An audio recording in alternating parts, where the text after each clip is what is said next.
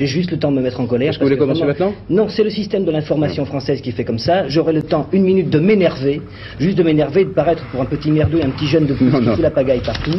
Je préfère m'en aller tout de suite. Si j'avais su que je n'aurais pu rien dire, j'aurais dormi beaucoup plus tard. Ces mots, ce sont ceux du jeune chanteur Daniel Balavoine, 28 ans en 1980, qui prend à partie le futur président de la République François Mitterrand et l'accuse de ne pas le laisser parler. Cette séquence est célèbre dans l'histoire de l'indignation à la télévision, car le protagoniste casse les codes. Il remet en cause le dispositif même et produit un coup d'éclat qui fera date. Et c'est de cette manière de s'indigner, de cette rupture avec l'ordre établi, dont on va parler dans cet épisode. Indignez-vous. Ma parole, l'art de bien parler, avec Salomé Saké, réalisé par Véronique Samouilov.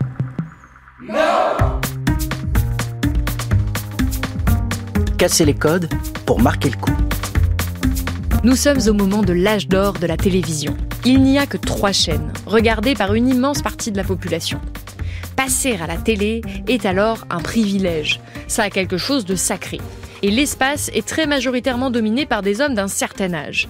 La télé a ses codes, ses procédures, c'est très cérémonieux. C'est dans ce contexte que va débarquer la star de l'époque, Daniel Balavoine, longs cheveux en bataille, jeans et veste en cuir, au milieu de 5 hommes en costume et d'une femme en tailleur. Il va faire voler en éclats tous les codes en annonçant quitter le plateau, tout simplement parce qu'on ne le laisse pas assez parler à son goût. Quand le présentateur décontenancé lui demande de revenir, il ne mâche pas ses mots. Je peux dire une chose importante. Vous avez parlé pendant 10 minutes, au moins, de l'affaire Georges Marchais, dont tout le monde se fout strictement. Je vous signale que la jeunesse française se fout strictement de ce que M. Marchais faisait pendant la guerre. Ça lui est complètement égal. Il est là pour parler de la jeunesse. Alors il va parler comme un jeune, dans ce vocabulaire très cru. Très vite, les journalistes, les politiques vont essayer de l'interrompre, mais Balavoine poursuit, imperturbable, droit dans ses bottes. La seule chose que je peux vous dire, Monsieur Mitterrand, j'en profite de vous avoir parce que je suis fier d'être là, je peux vous le dire. On s'en aperçoit peut-être pas, mais vous ne pouvez pas imaginer ce que c'est pour un jeune d'avoir la possibilité de parler 1 minute. C'est pour ça que j'avais peur de ne pas pouvoir parler.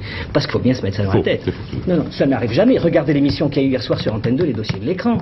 Enfin, on le voit sur les images, il a le doigt pointé face au candidat Mitterrand, ce qui clairement ne se fait pas à l'époque. Il a le regard grave, il ne lâche rien, ne se laisse pas couper la parole, il parle vite et avec émotion, dans un langage très informel. J'ai peut-être du culot de faire ça, je suis obligé de le faire comme ça parce que je dois faire vite. Ce que je peux vous dire, c'est que la jeunesse se désespère, elle est profondément désespérée parce qu'elle n'a plus d'appui. Ce que je peux vous dire, c'est que le désespoir est mobilisateur et que lorsqu'il devient mobilisateur, il est dangereux et que ça entraîne le terrorisme. Il y a plusieurs choses à retenir de cette intervention. Premièrement, comme dans tous les exemples dont je vous ai parlé jusqu'à présent, l'indignation est sincère. On sent que ce sujet le touche, qu'il est profondément en colère. Et ça ne pourrait pas marcher si c'était fin. Je ne le dirai jamais assez, on ne simule pas une indignation. Ce sont aussi les petites erreurs de langage, ces digressions, qui montrent que c'était pas préparé, qu'il s'emporte réellement. C'est l'authenticité de l'indignation qui prime, et ça fait partie du succès de cette intervention. Deuxièmement, ce qui va rendre cette séquence culte, c'est le fait que Daniel Balavoine remette complètement en cause le dispositif, et soit l'un des premiers à le faire à l'époque. Il désacralise ce qui est sacré.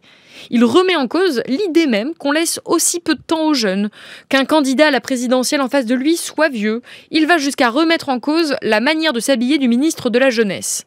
Et ce qui marque, c'est qu'il était vraiment prêt à quitter le plateau et à tout envoyer valser. Ce qu'il démontre au fond, c'est que ce qu'il a à dire est trop important pour tolérer d'être relégué en toute fin de programme. Et que la télévision, le dispositif qui crée ça, n'est pas légitime. Et ça, je crois que c'est une grande leçon pour s'indigner avec efficacité quand on a un message très fort à faire passer. Briser les codes peut être diablement efficace. Car l'éloquence, ce n'est pas que du discours. C'est aussi une théâtralité, c'est aussi un cadre. Exprimer son indignation peut passer par des actes. On ne fait pas d'omelette sans casser d'œufs, c'est vrai. Il ne faut pas avoir peur de ça. S'il faut, il faut. C'est comme ça que l'indignation de l'actrice Adèle Haenel en 2020 a eu un retentissement mondial lorsqu'elle décide de quitter la salle des Césars alors que Roman Polanski, condamné pour viol, vient d'être récompensé. On sent que c'est viscéral. Elle ne peut pas rester 1 seconde de plus dans cette salle. Le dispositif qui permet cette récompense lui est tout simplement insupportable. Son départ, enflammé de colère, va rester une image extrêmement marquante de rébellion, aujourd'hui imprimée sur des t-shirts et des tableaux, symbole d'une indignation communicative dont va s'emparer Virginie Despentes. L'autrice publie une tribune 2 jours plus tard, On se lève et on se barre dans le journal Libération, en hommage à cette indignation grandiloquente. Adèle se lève et elle se casse. Ce soir du 28 février, on n'a pas appris grand-chose qu'on ignorait sur la belle industrie du cinéma français. Par contre, on a appris comment ça se porte, la robe de soirée. À la guerrière. Comme on marche sur des talons hauts, comme si on allait démolir le bâtiment entier. Comment on avance le dos droit et la nuque raidie de colère et les épaules ouvertes. La plus belle image en 45 ans de cérémonie, Adèle Haenel quand elle descend les escaliers pour sortir et qu'elle vous applaudit. Et désormais on sait comment ça marche. Quelqu'un qui se casse et qui vous dit merde. On voit dans la manière dont Virginie Despentes décrit Adèle Haenel l'importance du langage non-verbal de l'actrice dans l'expression de son indignation devenue virale. Toujours pour dénoncer les violences faites aux femmes, une autre manière d'attirer l'attention a été en 2018, en pleine vague MeToo, de porter du noir aux Golden Globes. Et oui, même les vêtements que vous portez peuvent participer à l'expression de votre indignation. Lors de l'événement, les actrices et acteurs les plus célèbres de la planète ont décidé cette année-là de toutes et tous porter du noir pour exprimer leur indignation contre le harcèlement sexuel et les inégalités de genre. Le noir, ce n'est pas anodin. C'est une couleur sobre, associée au deuil, ce qui en fait un choix marquant pour symboliser la gravité des abus révélés par le mouvement MeToo. C'était une manière de montrer leur solidarité avec les victimes de harcèlement et d'agressions sexuelles, là encore en s'inscrivant en rupture avec la tradition. Normalement, on est habitué à voir dans ce type d'endroit un défilé de robes extravagantes de toutes les couleurs qui seront commentées à l'infini dans la presse et sur les réseaux dans les jours qui suivent. Voir toutes ces personnes renoncer à ça ce soir-là était donc définitivement une manière de capter l'attention médiatique pour ensuite remettre au centre de la soirée cet objet d'indignation, les violences sexuelles. Et ça a été un succès, puisque sur le tapis rouge, les interviews ne se sont pas concentrées sur la mode, mais sur les mesures nécessaires à un changement systémique, ce qui a amplifié la couverture médiatique donnée au mouvement Time's Up, le temps est écoulé. La présentatrice Oprah Winfrey s'en est d'ailleurs saisie dans un discours puissant, toutes de noir vêtues. For too long, women have not been heard or believed if they dared to speak their truth to the power of those men. But their time is up. Encore une fois, si vous voulez que votre indignation soit entendue, il faut marquer le coup. Attention, c'est quelque chose qu'on ne fait qu'une fois, qui ne peut pas être reproduit, sous peine de devenir l'indigné de service. Ce qui fonctionne, c'est de faire un coup d'éclat, une fois, ou en tout cas extrêmement rarement, pour marquer la rupture avec l'habituel. Dans l'éloquence, il y a la parole, mais il y a aussi les silences. On va reprendre l'exemple d'Emma Gonzalez, cette survivante américaine à une tuerie dans son lycée qui a donné en 2018 un discours bouleversant.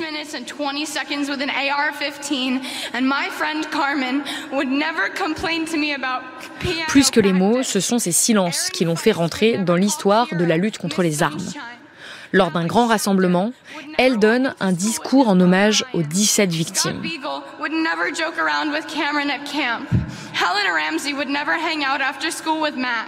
Ces mots, pleins d'émotion, et son saisissant silence ont fait d'elle un symbole de ce mouvement à travers les États-Unis.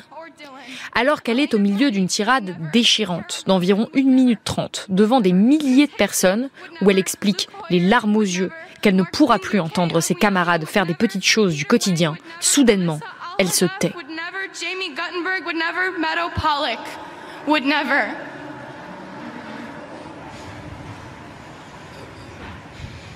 Un silence assourdissant. Droite, elle fixe l'horizon, les larmes coulent abondamment sur ses joues, le public lui lance des cris de soutien, mais elle ne bouge pas. Et elle va rester comme ça jusqu'à ce que 6 minutes et 20 secondes se soient écoulées depuis le début de son intervention, soit exactement le temps de la fusillade qu'elle a vécue jusqu'à ce que l'alarme de son téléphone retentisse.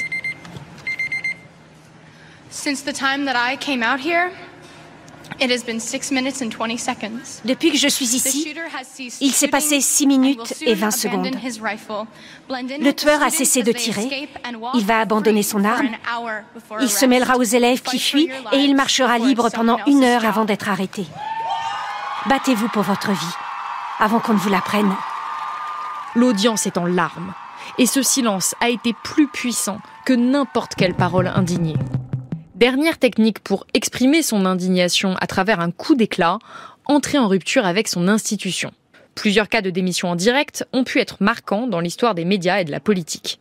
Un exemple symbolique d'une puissante indignation est celui de Robin Cook, alors leader de la Chambre des communes, ancien ministre des Affaires étrangères du Royaume-Uni, qui, en 2003, a démissionné en direct en protestation contre la décision du gouvernement de Tony Blair de participer à l'invasion de l'Irak.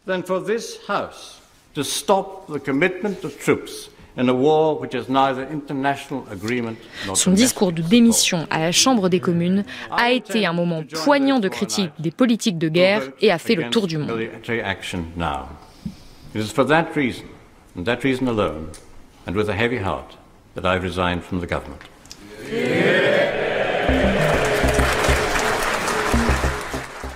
En France, il y a eu plus récemment la démission de Christiane Taubira lors du débat sur la déchéance de nationalité qui a fait date dans l'histoire de l'indignation en politique. Elle a quitté son poste de ministre de la Justice en janvier 2016 alors que le gouvernement est en pleine polémique sur la déchéance de nationalité. Elle a ainsi manifesté son profond désaccord avec une mesure qu'elle jugeait inefficace et contraire aux valeurs républicaines.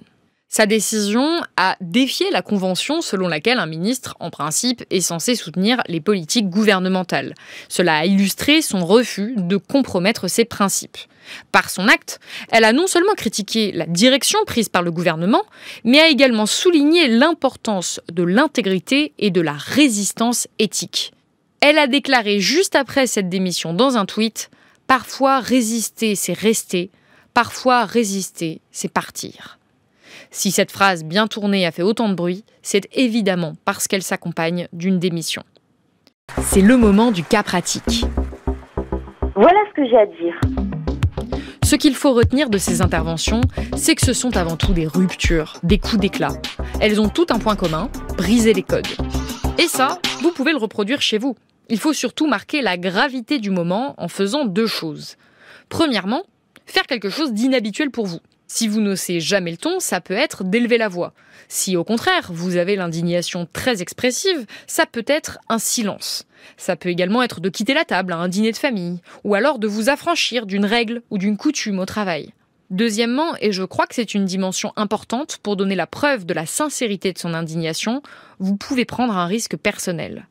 Dans tous les exemples que je vous ai donnés, les protagonistes prennent un vrai risque pour leur carrière, voire leur vie. Ils prennent le risque de ne pas être réinvités, le risque que leur intervention ne fonctionne pas, le risque que le silence soit brisé. Ils perdent un travail, une image médiatiquement lisse. Et c'est aussi ce sacrifice personnel qui témoigne de l'authenticité de leur engagement. On peut s'indigner sur beaucoup de choses. Mais pour s'indigner, on n'est pas forcément obligé d'en arriver là. Il y a aussi l'indignation quotidienne. Et une des armes qui est les plus efficaces, à utiliser presque sans modération, c'est l'ironie. Et c'est de cette dernière arme rhétorique que je vais vous parler dans le 5e épisode de ce podcast.